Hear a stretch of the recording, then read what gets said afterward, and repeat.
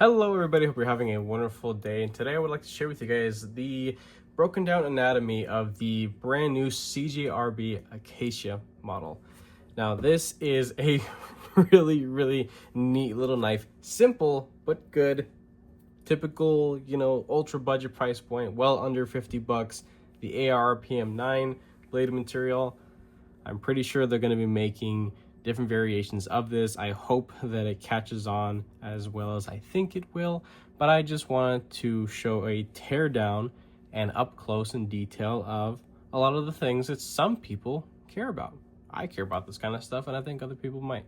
So I just want to show the blade itself here. You can see the milling and cleanliness to accept the bearings. You can see this part that rides on the crossbar lock, nice and semi-polished. This is the flat that the crossbar lock will rest against to create the lockup in the open position. Relatively sterile blade, CJRB is printed there, and the model number and the blade steel stamp is printed right there. And just a beautiful polished stone wash. I love that. So the bearings, I have Skiff's card right here, so you can get some thick washers or just upgraded bearings if you like that kind of stuff. This is a 5mm pivot. The pivot is actually D-shaped.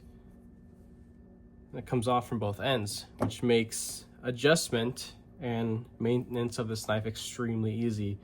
The bearings are nylon cage ceramic bearings, so it is 5mm pivot, 3/64 thickness of the bearings. Here we have the FRN scales, constructed in a very similar manner to the Pyrite Light. The milling on here, or the print, it is relatively shallow, and you only really feel it if you really press into it. It's nice that it's there. Still would have wished that it was a little bit deeper.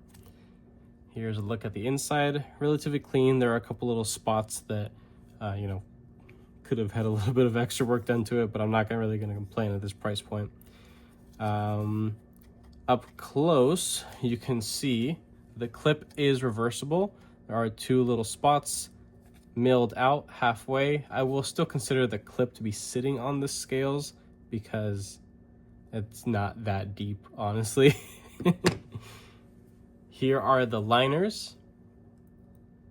You have, I believe, a PVD stone wash kind of coating on the actual steel liners.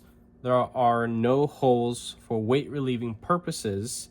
This knife comes in, when it's fully assembled, at 2.6 ounces. If they decided to go ahead and make weight relieving holes, this thing could have come in at about almost 2 ounces, maybe 2.2, something like that. I thought that would be pretty impressive, but they didn't do that for machining time and to keep costs down. That's what I'm assuming. See here, there are two holes for tension adjustment of the Omega springs. I have the Omega springs and the crossbar itself pulled out here. It's black coated. It does not screw apart to my knowledge, like stuff from Kunwu, for example.